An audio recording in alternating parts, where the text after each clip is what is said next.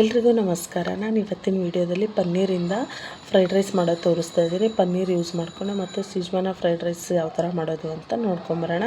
ಇದು ನಾನು same hotel style ರೆಸ್ಟೋರೆಂಟ್ಗಳಲ್ಲಿ ಮಾಡ್ತಾರಲ್ಲ ಸೇಮ್ ಅದೇ ಸ್ಟೈಲಲ್ಲಿ ಮಾಡ್ತಾ ಇರೋದು. ಸೂಪರಾಗಿರುತ್ತೆ. ಈ ಮಕ್ಕಳಿಗಂತೂ ತುಂಬ ಇಷ್ಟ ಆಗುತ್ತೆ ಈ ಪನ್ನೀರ್ ಹಾಕಿ ಮಾಡೋದ್ರಿಂದ. ಸೊ ಹಾಗಾಗಿ ನಾನು ಇದನ್ನು ಪನ್ನೀರ್ ಫ್ರೈಡ್ ರೈಸ್ ಮಾಡೋದು ತೋರಿಸ್ತಾ ಇದ್ದೀನಿ. ಬನ್ನಿ ಹಾಗಿದ್ರೆ ಯಾವ ಥರ ಮಾಡೋದು ಅಂತ ನೋಡ್ಕೊಂಬರೋಣ. ಫಸ್ಟ್ ನಾನು ಇಲ್ಲಿ ಒಂದು ಪಾತ್ರೆಯಲ್ಲಿ ನೀರನ್ನ ಕಾಯಕ್ಕಿಟ್ಟಿದ್ದೀನಿ. ಅದಕ್ಕೆ ನಾನು ಒಂದು ಸ್ಪೂನಷ್ಟು ಎಣ್ಣೆ ಹಾಕಿಬಿಟ್ಟು ನೀರು ಕಾಯ್ದಾದ್ಮೇಲೆ ಅದಕ್ಕೆ ನಾನೇನು ಇಲ್ಲಿ ಬಾಸುಮತಿ ಅಕ್ಕಿನೇ ತೊಗೊಂಡಿದ್ದೀನಿ. ಈ ಬಾಸುಮತಿ ಅಕ್ಕಿಯಿಂದ ಮಾಡಿದ್ರೇ ಫ್ರೈಡ್ ರೈಸ್ ಚೆನ್ನಾಗಾಗೋದು. ಬಾಸುಮತಿ ಹಾಕಿಬಿಟ್ಟು ಒಂದು ಸರಿ ನೀಟಾಗಿ ಒಂದು 2-3 ಸರಿ ವಾಶ್ ಮಾಡಿಬಿಟ್ಟು ಹಾಕಿ ಇದನ್ನು ತುಂಬ ನಾವು ಸ್ವಲ್ಪ ಉಪ್ಪು ಹಾಕಿದ್ದೀನಿ. ಅದು ಕುದಿಬೇಕಲ್ವ, ತುಂಬ ನಾವು ಮೆತ್ತಗೆ ಇದನ್ನು ಬೇಯಿಸ್ಕೋಬಾರ್ದು. ಸ್ವಲ್ಪ ಒಂದು 80% ಬೆಂದರೆ ಸಾಕು. ಫ್ರೈಡ್ ರೈಸಿಗೆ ಅಷ್ಟ ಆಗಬೇಕು. ಆಮೇಲೆ ಈ ಥರ ಓಲಿರೋ ಬುಟ್ಟಿಯಲ್ಲಿ ನಾನು ಅದನ್ನೆಲ್ಲ ನೀರು ಸೋರಕ್ಕೆ ಹಾಕ್ಬಿಟ್ಟು ತಟ್ಟೆ ಮುಚ್ಚಿ ಇಟ್ಟಿದ್ದೀನಿ. ಅದು ಚೆನ್ನಾಗಿ ಅಳ್ಕೊಳ್ಳುತ್ತೆ. ಅದು ಹಳ್ಕೊಂಡು ನನಗೆ ಬಿಸಿ ಇರೋ ಅಷ್ಟೊತ್ತಿಗೆ ನಾನು ಇನ್ನೂ ಒಂದು 200 ಗ್ರಾಮಷ್ಟು ಪನ್ನೀರ್ ತೊಗೊಂಡಿದ್ದೀನಿ. ಪನ್ನೀರನ್ನ ನೋಡಿ ಈ ಥರ ಚಿಕ್ಕದಾಗಿ ಕಟ್ ಮಾಡಿ ಇಟ್ಕೊಂಡಿದ್ದೀನಿ. ಇವಾಗ ಫಸ್ಟ್ ಒಂದು ನಾನ್ ಸ್ಟಿಕ್ ಬಾಣಲಿಯಲ್ಲಿ ನಾನು ಪನ್ನೀರನ್ನ ಫ್ರೈ ಮಾಡ್ಕೋಬೇಕು. ಅದಕ್ಕೋಸ್ಕರ ನಾನು ಒಂದು 3-4 ಟೇಬಲ್ ಸ್ಪೂನ್ ಎಣ್ಣೆ ಹಾಕಿದ್ದೀನಿ. ಎಣ್ಣೆ ಹಾಕಿಬಿಟ್ಟು ಎಣ್ಣೆ ಸ್ವಲ್ಪ ಬಿಸಿ ಆದಮೇಲೆ ನಾವು ಇದಕ್ಕೆ ಪನ್ನೀರೇನು ಚಿಕ್ಕದಾಗಿ ಕಟ್ ಮಾಡ್ಕೊಂಡಿದ್ವಿ ಅಲ್ವಾ, ಆ ಪನ್ನೀರ್ ಪೀಸ್ಗಳನ್ನೆಲ್ಲ ಹಾಕ್ಬಿಟ್ಟು ಈ ಎಣ್ಣೆಯಲ್ಲಿ ನೀಟಾಗಿ ಇದನ್ನು ಫ್ರೈ ಮಾಡ್ಕೊಳ್ಳೋಣ. ಇದನ್ನು ಆದಷ್ಟು ತುಂಬ ಹೈ ಫ್ಲೇಮ್ ಇಟ್ಕೋಬಾರ್ದು. ಸ್ವಲ್ಪ ಎಣ್ಣೆ ಕಾದಿರುತ್ತೆ. ಫಸ್ಟ್ ನೀಟಾಗಿ ಎಣ್ಣೆ ಕಾದಿರಬೇಕು. ಎಣ್ಣೆ ಕಾದಾದಮೇಲೆ ಈ ಪನ್ನೀರೇನು ಚಿಕ್ಕದಾಗಿ ಕಟ್ ಮಾಡ್ಕೊಂಡಿದ್ವಲ್ಲ ಆ ಪನ್ನೀರ್ನೆಲ್ಲ ಹಾಕಿಬಿಟ್ಟು ಆಮೇಲೆ ಅದನ್ನು ಚೆನ್ನಾಗಿ ಇದನ್ನು ಕೈ ಆಡಿಸ್ತಾ ಇರಬೇಕು. ಆಮೇಲೆ ಸ್ವಲ್ಪ ಫ್ರೈ ಆದಮೇಲೆ ನಾವು ಇದಕ್ಕೆ ಸ್ವಲ್ಪ ಅರಿಶಿನ ಮತ್ತು ಚಿಲ್ಲಿ ಪೌಡ್ರ್ ಹಾಕ್ಬಿಟ್ಟು ಸ್ವಲ್ಪ ಉಪ್ಪು ಹಾಕಿ ನೀಟಾಗಿ ಇದನ್ನು ಚೆನ್ನಾಗಿ ಫ್ರೈ ಮಾಡ್ಕೋಬೇಕು. ಚೆನ್ನಾಗಿದು ಫ್ರೈ ಆದರೆ ಆ ಪನ್ನೀರಲ್ಲಿ ನಾವು ತಿಂತೀವಿ ಅಲ್ವಾ, ಇದು ಫ್ರೈಡ್ ರೈಸಲ್ಲಿ ಈ ಪನ್ನೀರ್ ತಿಂತೀವಲ್ಲ ಚೆನ್ನಾಗಿ ಅನಿಸುತ್ತೆ. ಟೇಸ್ಟು ಸಪ್ಪೆ ಥರ ಅನಿಸಲ್ಲ. ಅದಕ್ಕೋಸ್ಕರ ನಾನು ಸ್ವಲ್ಪ ಉಪ್ಪು ಮತ್ತು ಸ್ವಲ್ಪ ಖಾರದ ಪುಡಿ ಅರಿಶಿನ ಪುಡಿ ಹಾಕಿಬಿಟ್ಟು ಚೆನ್ನಾಗಿ ಇದನ್ನು ಫ್ರೈ ಮಾಡಿ ಇಟ್ಕೊತೀನಿ. ನೋಡಿ ಇದೆಲ್ಲ ಸ್ವಲ್ಪ ಕಲರ್ ಚೇಂಜ್ ಆಗಲಿ. ಕಲರೆಲ್ಲ ಚೇಂಜ್ ಆಗಿ ಚೆನ್ನಾಗಿ ಇದು ಫ್ರೈ ಆಗಬೇಕು. ಹಂಗಾದ್ರೇ ಫ್ರೈಡ್ ರೈಸಾಗಿ ಟೇಸ್ಟ್ ಬರೋದು.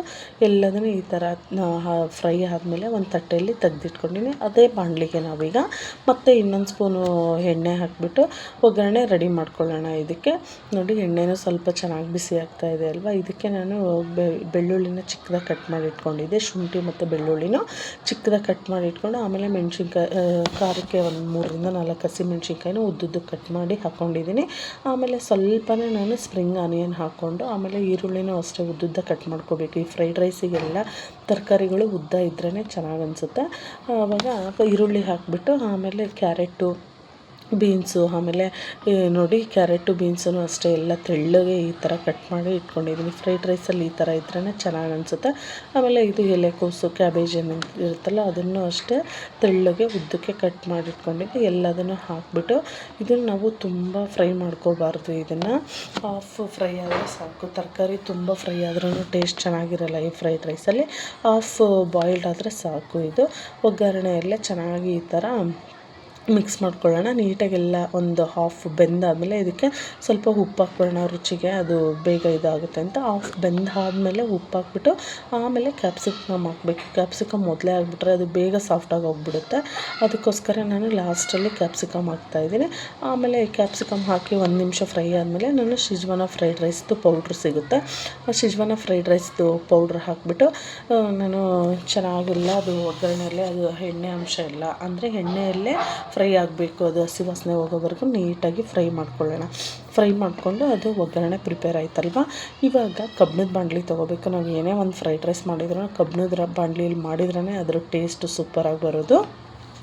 ಇವಾಗ ಕಬ್ಬಿಣದ ಬಾಣಲಿಗೆ ನಾವೇನು ಒಗ್ಗರಣೆ ಪ್ರಿಪೇರ್ ಮಾಡ್ಕೊಂಡಿದ್ವಲ್ಲ ಆ ಒಗ್ಗರಣೆ ಹಾಕಿಬಿಟ್ಟು ಆಮೇಲೆ ರೈಸನ್ನು ಅಷ್ಟೇ ರೈಸು ನಾವು ರೆಡಿ ಮಾಡಿ ಇಟ್ಕೊಂಡಿದ್ವಲ್ವ ಬಾಸುಮತಿ ರೈಸ್ದು ಅನ್ನ ಅದನ್ನು ಹಾಕ್ಕೊಂಡು ಅದಕ್ಕೆ ಚೆನ್ನಾಗಿ ಒಂದು ಮಿಕ್ಸ್ ಕೊಡೋಣ. ನೀಟಾಗೆಲ್ಲ ಇದು ಮಿಕ್ಸ್ ಮಾಡ್ತಾ ಇದು ಎಲ್ಲ ಸ್ವಲ್ಪ ಎಲ್ಲ ಮಿಕ್ಸ್ ಆದಮೇಲೆ ಇದಕ್ಕೆ ನಾವು ಇನ್ನು ಚೆನ್ನಾಗೆಲ್ಲ ಮಿಕ್ಸ್ ಮಾಡಬೇಕು. ಇದು ನೋಡಿ ಒಗ್ಗರಣೆ ಇದು ರೈಸ್ಗೆ ಎಲ್ಲ ಮಿಕ್ಸ್ ಆಗೋಂಗೆ ಮಿಕ್ಸ್ ಮಾಡಿಬಿಟ್ಟು ಲೋ ಫ್ಲೇಮಲ್ಲೇ ಇಟ್ಕೊಂಡು ಮಿಕ್ಸ್ ಮಾಡ್ಕೊಳ್ಳೋಣ. ಇದು ಮಿಕ್ಸ್ ಆದಮೇಲೆ ಇದಕ್ಕೆ ನಾವು ಇದನ್ನು ಸೋಯಾ ಸಾಸು ಮತ್ತು ವಿನೇಗರ್ನು ಹಾಕ್ಬಿಟ್ಟು ಮಿಕ್ಸ್ ಮಾಡಬೇಕು. ಹಂಗಾದರೆ ಫುಲ್ಲು ಸೇಮ್ ನಾವು ರೆಸ್ಟೋರೆಂಟಲ್ಲಿ ಏನು ತೊಗೋತೀವಲ್ವ ಫ್ರೈಡ್ ರೈಸು, ಸೇಮ್ ಅದೇ ಥರ ಟೇಸ್ಟು ಬರುತ್ತೆ.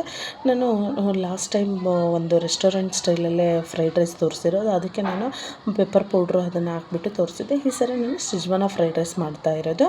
ನೋಡಿ ಇವಾಗ ಈ ಥರ ಎಲ್ಲ ಚೆನ್ನಾಗೆಲ್ಲ ಮಿಕ್ಸ್ ಆದಮೇಲೆ 1 ಟೇಬಲ್ ಸ್ಪೂನಷ್ಟು ವಿನೇಗರು, 1 ಟೇಬಲ್ ಸ್ಪೂನಷ್ಟು ಸೋಯಾ ಸಾಸು ಹಾಕ್ಬಿಟ್ಟು ಚೆನ್ನಾಗೆಲ್ಲ ಮಿಕ್ಸ್ ಮಾಡೋಣ. ಇದೆಲ್ಲ ನೀಟಾಗಿ ಮಿಕ್ಸ್ ಆದಮೇಲೆ ನಾವೇನು ಪನ್ನೀರನ್ನ ಫ್ರೈ ಮಾಡಿ ಇಟ್ಕೊಂಡಿದ್ವಿ ಅಲ್ವ, ಆ ಪನ್ನೀರನ್ನ ಹಾಕ್ಬಿಟ್ಟು ಚೆನ್ನಾಗೆಲ್ಲ ಮಿಕ್ಸ್ ಮಾಡೋಣ. ಮತ್ತು ಸ್ವಲ್ಪ ಮೇಲ್ಗಡೆ ಲಾಸ್ಟಲ್ಲಿ ನಾವು ಇನ್ನು ಇದನ್ನು ಸ್ಪ್ರಿಂಗ್ ಆನಿಯನ್ನು ಹಾಕ್ಬಿಟ್ಟು ಚೆನ್ನಾಗೆಲ್ಲ ಮಿಕ್ಸ್ ಮಾಡಿದರೆ ನೋಡಿ ಸಖತ್ತಾಗಿರೋ ಒಂದು ಒಳ್ಳೆ ರೆಸ್ಟೋರೆಂಟ್ ಸ್ಟೈಲಲ್ಲಿ paneer fried rice, Szechwan fried rice ready ಆಯಿತು. ಸೂಪರಾಗಿರುತ್ತೆ, ಸೇಮ್ ರೆಸ್ಟೋರೆಂಟ್ ಸ್ಟೈಲಲ್ಲೇ ಬಂದಿದೆ. ಸೊ ಟೇಸ್ಟ್ ಮಾತ್ರ ಸಖತ್ತಾಗಿರುತ್ತೆ. ಈ ಥರ ಮಕ್ಕಳಿಗೆ ಮಾಡಿಕೊಡೋದ್ರಿಂದ ಮಕ್ಕಳಂತೂ ತುಂಬ ಇಷ್ಟಪಟ್ಟು ತಿನ್ಕೊತಾರೆ. ಲಂಚ್ ಬಾಕ್ಸಿಗೆ ಇಟ್ಟರು ಖಾಲಿ ಮಾಡಿಕೊಂಡು ಬರ್ತಾರೆ. ಸಖತ್ ಇಷ್ಟ ಆಗುತ್ತೆ ಮಕ್ಕಳಿಗೆಲ್ಲ. ಜೊತೆಗೆ ಈ ಸಾಸ್ಗಳ ಜೊತೆ ತಿನ್ಕೊಂಬಂದರೆ ಸೂಪರಾಗಿರುತ್ತೆ. ಸಾಸ್ಗಳ ಜೊತೆ ಹಾಕ್ಕೊಟ್ರೆ ನೋಡಿ. ನಿಮಗೂ ಈ ವಿಡಿಯೋ ಇಷ್ಟ ಆದರೆ ಪ್ಲೀಸ್ ಲೈಕ್ ಮಾಡಿ, ಶೇರ್ ಮಾಡಿ. Thank you.